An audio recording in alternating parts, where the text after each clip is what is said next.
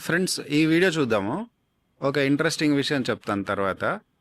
అంటే మాసెస్లో మనం చెప్పే విషయాలు ఎలా అర్థమవుతాయి, ఎంత కష్టం, వాటి గురించి అన్నమాట ఇది.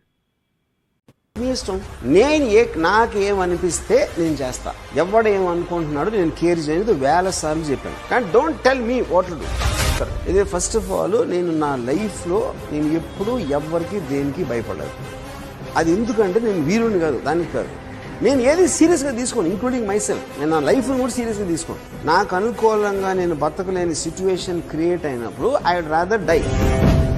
రామ్ గోపాల్ వర్మ గారు ఎంత పెద్ద డైరెక్టర్ అండి, ఎంత పెద్ద సెలబ్రిటీ.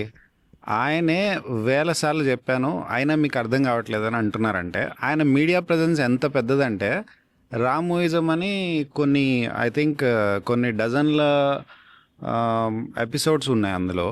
అసలు ఆయన ఎక్కడ పడితే అక్కడ ఆయనే కనపడుతూ ఉంటారు యూట్యూబ్లో చూసుకుంటే. అంత మీడియా ప్రజెన్స్ ఉన్న ఆయన, అన్ని గంటలు చెప్తున్న ఆయన, అంత క్లియర్గా మాట్లాడగలిగే, తెలుగు మాట్లాడగలిగే ఆయన, అంత మంచి డైరెక్టర్, జనాలకు ఎలా అర్థమయ్యేటట్టు చెప్పాలో తెలిసిన ఆయన, ఆయనే వేల సార్లు చెప్పినా జనాలకు మనకు అర్థం కావట్లేదు అని అంటే ఒక చిన్న విషయం ఏంటి, ఆయనకి ఏది కావాలంటే అది చేస్తారు జీవితంలో, వేరే వాళ్ళు ఏమనుకుంటున్నారన్న దాని గురించి పట్టించుకోరు. ఈ విషయం చిన్నది చెప్పారు, అది మనకు అర్థం కావట్లేదు. ఆయన ఎప్పుడైనా సినిమాలు చేస్తే ఆ సినిమాలు ఆయన సమాజానికి ఏదో ఒక మెసేజ్ ఇవ్వడానికి చేయడు. ఆయనకి చేయాలనిపించింది, ఈ కాన్సెప్ట్ తెర మీదకి ఎక్కితే బాగుంటుందని అనిపించింది, ఆయన ఏదో రకరకాల జానర్స్ ట్రై చేయాలనిపించింది. ఆయనకి డబ్బులు వస్తాయి, బిజినెస్ ఆయనకి వస్తాయి, అందరికీ వస్తాయి, అంతే చేసేస్తాడు ఆయన. ఓకే, చూస్తే చూడండి, లేకపోతే లేదు. ఇది చిన్న విషయమే కదా. ఈ విషయం కూడా ఆయన ఎన్నోసార్లు చెప్పారు కదా, వేల సార్లు చెప్పారు, ఎన్నోసార్లు విసుక్కోవాల్సి వచ్చింది జనాలందరి మీద. అయినా సరే జనాలకి అర్థం కావట్లేదు. మళ్ళీ మనం అడిగే ప్రశ్నలు అలాగే ఉంటాయి.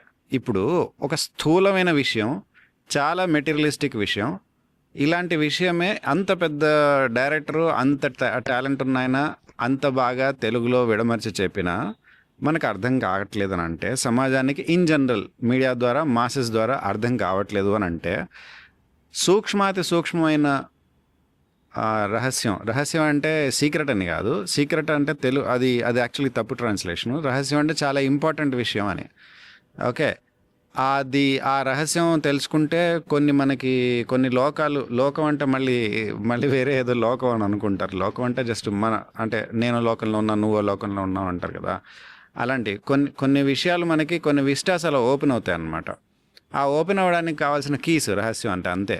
సో ఆ కీ మనకి చాలా ఇంపార్టెంట్ క్రక్స్ పాయింట్ అర్థమైపోయింది అని అంటే, అలాంటి రహస్యాలు వీటి గురించి మాట్లాడుకునేటప్పుడు, ఓపెన్గా అందరితో మాట్లాడుకునేటప్పుడు మేము కూడా ట్రై చేస్తూ ఉంటాం, చాలా చాలా క్లారిటీతో చెప్పడానికి ట్రై చేస్తూ ఉంటాం. అయినా జనాలకు అర్థం కాదు. ఇట్లాంటి వాటి మీద చాలా ఇంట్రెస్ట్ ఉంటుంది, అవే అర్థం కావట్లేదు అని అంటే, సినిమాల మీద వాటన్నిటి మీద ఈ విషయాలు ఎలా అర్థమవుతాయి కాబట్టి ఒకేసారి అర్థం కావు. సో అర్థం కానప్పుడు తప్పుగా అర్థమవుతారు. ఇంకోటి ఏంటంటే, కేవలం ఆధ్యాత్మిక విషయాలు అయితే పట్టించుకోరు.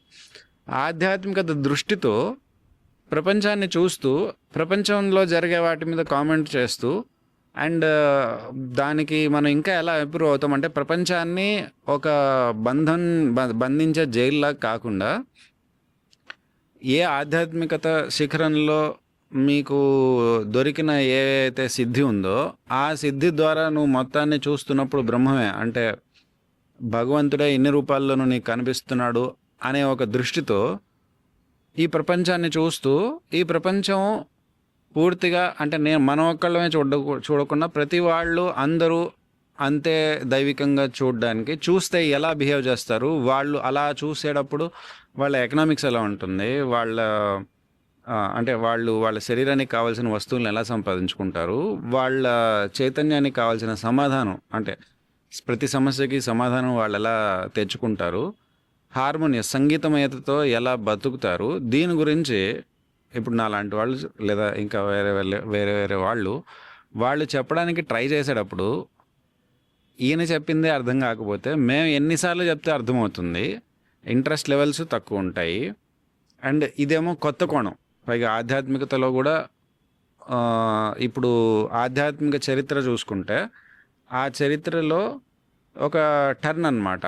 ఆ టర్న్ గోల్డెన్ ఎరా వైపు టర్న్ అన్నమాట. ఈ టర్న్ తీసుకునేటప్పుడు మళ్ళీ కొత్త విషయాలు అంటే ఆధ్యాత్మిక విషయాల్లో ఏదైతే సాంప్రదాయకంగా ఉన్నాయో వాటిని బేస్ చేసుకొని వాటికంటే ముందు విషయాలు ఇవి, ఇంకా పైన విషయాలు ఇవి. ఆ విషయాలు చెప్తూ మానవ జాతిని మొత్తాన్ని ఇంక్లూడ్ చేసుకుని అందరం ముక్తి గురించి చెప్పాల్సి వచ్చినప్పుడు మా కష్టాలు ఇంకా చాలా ఎక్కువ ఉంటాయి కదండి కదా. సో అవి మా కష్టాలు అనమాట. అందుకని మమ్మల్ని అర్థం చేసుకోవడం కొంచెం టైం పడుతూ ఉంటుంది. ఈ వీడియో చూస్తే నాకు ఇది గుర్తొచ్చింది, చెప్పాలనుకున్నాను. Thank you.